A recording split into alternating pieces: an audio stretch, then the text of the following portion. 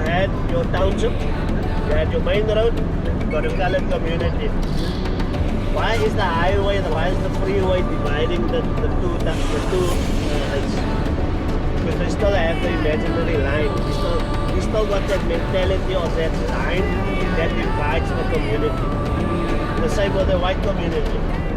When you get into Cape Town, which is the M3, that divides the colored community from the white community. It's a highway, a freeway. It's like an imaginary line that divides the race. Imaginary line. Okay.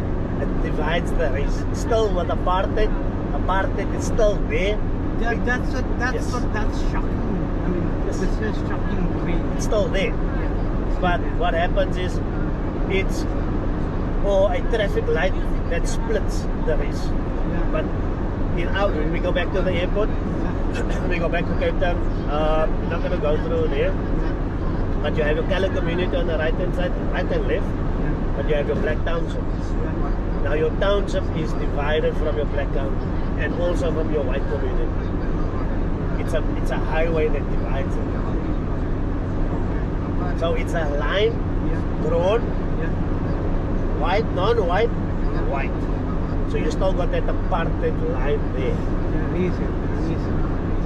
People don't take note about it. When I speak about it and I mention it, and people will sit down and they will think they will tell you it's true. Apartheid is not 100% gone. It's not. What do you it's still think? there, What but do you, it's still mentality. You were born and bred here. I mean, what do you think? In about 100 years, what do you think? What are your dreams? How would the South African really look like in 100 years? Well, if you're looking on that, say, for example, let's explain to I had a chat with a guest yesterday. I was on tour yesterday, afternoon, half day. And she asked me a question. I said, look, apartheid will never be away. Racism will never disappear. Because, look, you have your older regime. I still have that mentality. They grew up in apartheid. They grew up. So now, with basically that, you are raising your kids also in that apartheid era. That's so true. That's so true. You know, because I've never. This is my first visit to South Africa. This is my first visit to African country. Yeah. So I have read and I have seen so many documentaries about that. But this is what you're saying, that I could feel you, and that is that's shocking. Yeah. Now, but that is. Can I put it down in a nice way without sounding a little bit cocky or something? Look, when we were ruled by the white minority, the white minority had that mentality of you're non-white, you must be that side. Now the blacks has taken over. It's like their turn now, and they will say to you, it's our turn now. So the whites are not getting any more that privilege that they used to have. The blacks are having it now. Now, if you look at it in Cape Town again, which is the flea market. If you look at the flea market, you won't find one black person working on that flea market.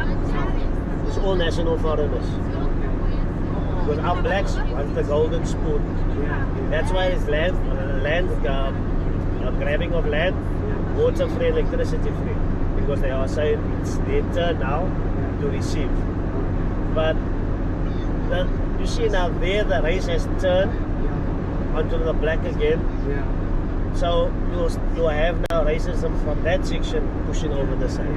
That's why I say racism will never disappear, no matter how much years it's going to take. It will still be there. It will still be there. Because people, we do it without even thinking about it. Road rage.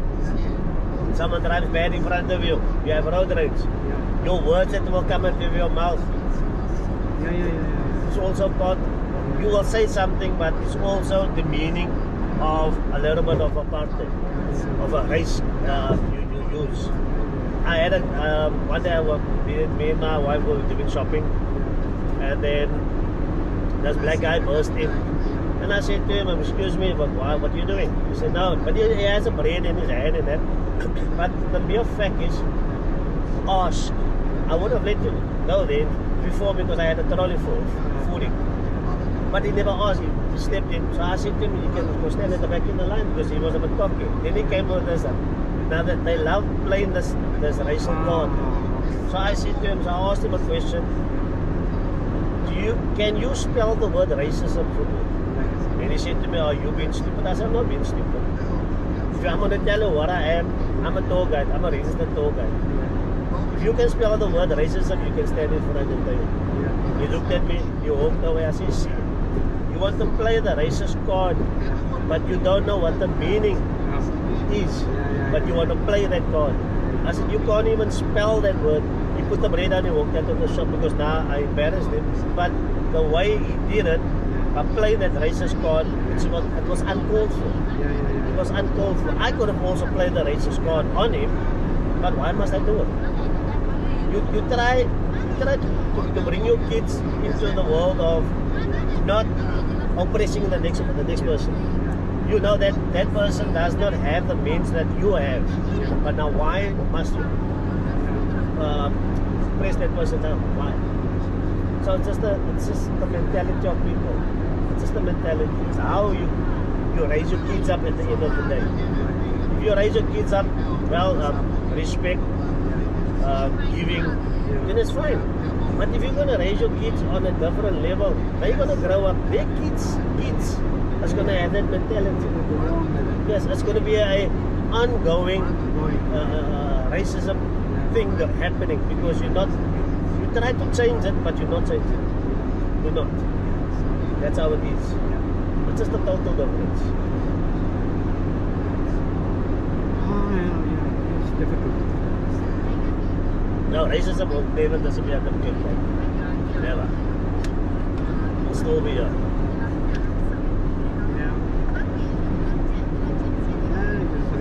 So like, for example, now with the water and electricity, look at this.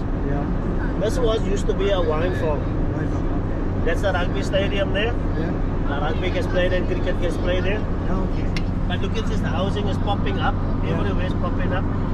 But our government is not looking on the water supply and electricity supplies.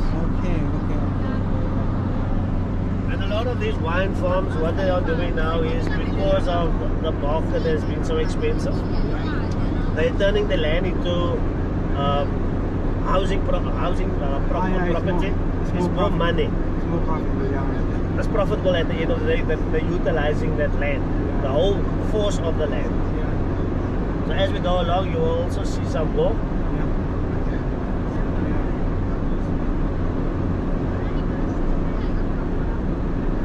Now this is now Paul. This falls under the Paul region. Drakenstein, That's why I said it's quite huge. But it was called something else, before.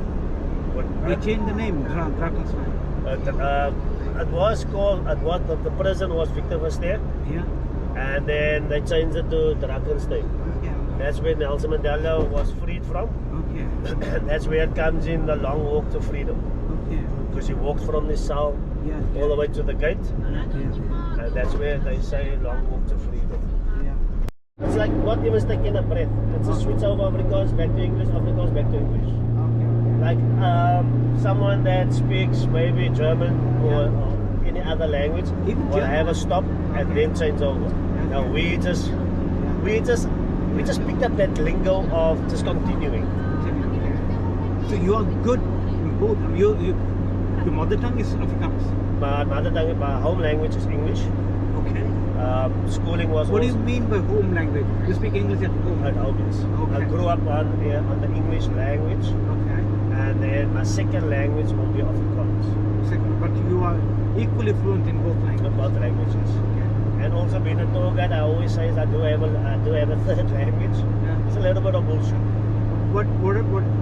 What is the language that you use most? Mostly will be English. But with our friends, it will be Afrikaans. For example, if we friends get together, then there's Afrikaans. But it will also be sometimes English. But it won't be as much English that I'll be doing at home. And so basically, it's only Afrikaans when you're outside the house. I was say outside the house. Then it will be Afrikaans. But inside the house is English, basically English. Okay. Is it a common thing that everybody, or rather most of them, they master both languages, both English and Afrikaans? Yes. You do it at school also. Okay. So basically, like I say now, is your home language English. So at school, the first language